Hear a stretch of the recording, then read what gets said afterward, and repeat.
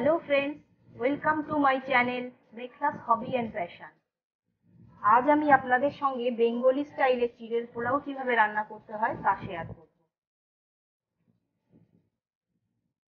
তাহলে আসুন আমরা রান্নাটা শুরু করে দিই। প্রথমে আমি রান্নাটা করতে যে সমস্ত উপকরণ লাগবে সেগুলো একবার দেখিয়ে দিই। আমি এখানে প্রায় 3 কাপ চিড়ে ভালো করে ধুয়ে জল ঝরিয়ে একটা প্লেটে এইভাবে মেলে দিয়ে রেখেছি।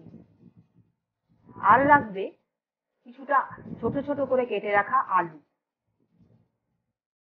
লাগবে পেঁয়াজ কুচি। এখানে আমি প্রায় 2টো মাঝারি সাইজের পেঁয়াজ কুচিয়ে রেখেছি। লাগবে আদা কুচি, লাগবে কাঁচা লঙ্কা কুচি, আর লাগবে কিশমিশ। কিশমিশ আমি জলে ভিজিয়ে জল ঝরিয়ে রেখেছি। লাগবে চীনা বাদাম, লাগবে হলুদ গুঁড়ো, আর লাগবে কিছু গোটা গরম মশলা, লাগবে গোটা জিরে, শুকনো লঙ্কা আর তেজপাতা। রান্নাটা আমি রিফাইন্ড অয়েলে করব।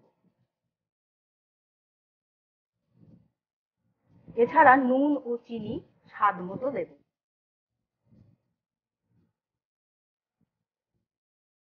আমি গ্যাসে কড়াই বসিয়ে তাতে আন্দাজ মতো তেল দিয়ে তেলটা গরম হতে দিয়েছি। তেলটা গরম হয়ে গেছে, আমি এর মধ্যে বাদামগুলো দিয়ে ভেজে তুলে নেব।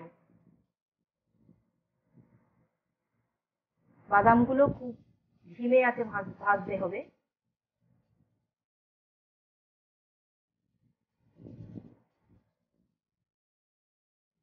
বাদামে হালকা ব্রাউন রং হয়ে গেছে, তার মানে বাদামগুলো ভাজা হয়ে গেছে।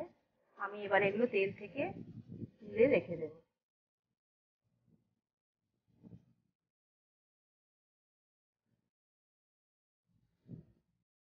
বাদাম ভেজে তুলে নেওয়ার পর যে তেলটা রয়ে গেছে কড়াইতে, সেই তেলেই প্রথমে আমি গোটা জিরে, তারপরে শুকনো লঙ্কা,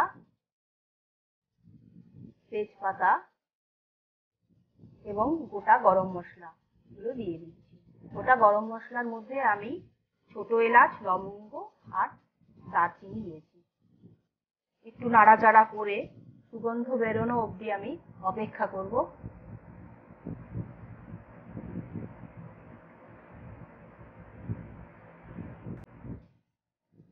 এবারে ছোট ছোট করে কেটে রাখা আলুগুলো তেলের মধ্যে দিয়ে দিচ্ছি।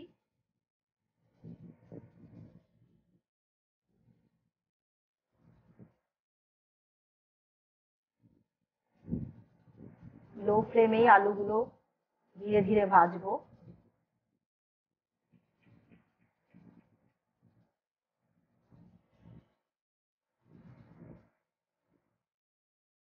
মাঝে মাঝে নাড়াচাড়া করে দিয়ে দেখে নিতে হবে আলুগুলো ঠিকঠাক ভাজা হচ্ছে কিনা।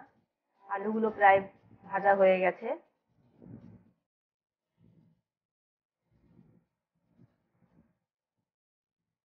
এবারে এই ভাজা আলুগুলোর মধ্যেই আমি পেঁয়াজ কুচোটা দিয়ে দিচ্ছি।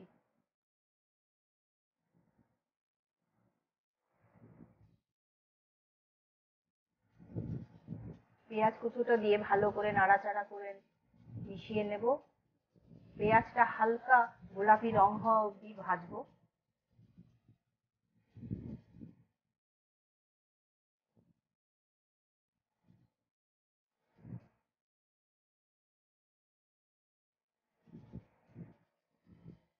এবারে দিয়ে দিচ্ছি হলুদ গুঁড়ো,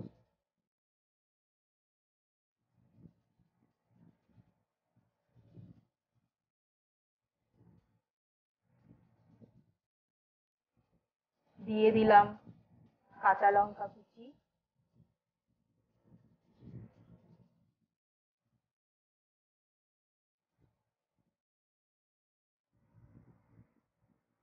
দিয়ে দিলাম আদা কুচি,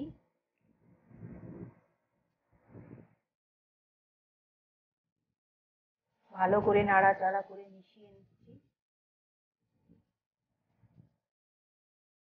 এবারে কিশমিশটাও দিয়ে দিলাম।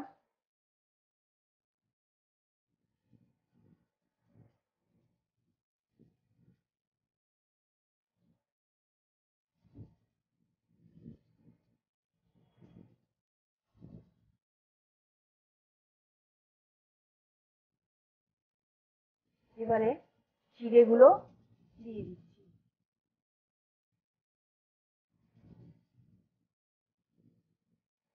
চিড়েগুলো দিয়ে ভালোভাবে নেড়ে চেড়ে মিশিয়ে নিতে হবে আলু পেঁয়াজের সঙ্গে।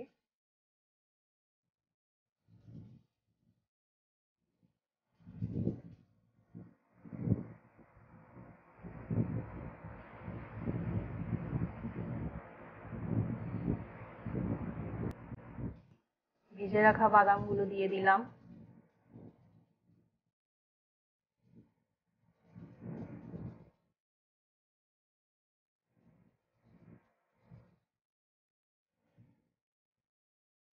এবারে দিয়ে দিচ্ছি আন্দাজ মতো লবণ। লবণটা আপনারা যে যেমন খান সেই আন্দাজেই দেবেন। আমি এখানে 1 চামচের মতোই লবণ দিলাম।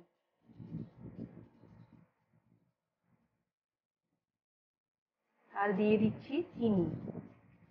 চিনিটাও আপনারা আপনাদের পছন্দ মতো দেবেন। যারা পছন্দ করেন না তারা নাও দিতে পারেন। তবে এই পোলাওতে একটু চিনি দিলে পোলাওয়ের স্বাদটা আরো বাড়ে। ভালোভাবে নেড়ে চেড়ে মিশিয়ে নিচ্ছি।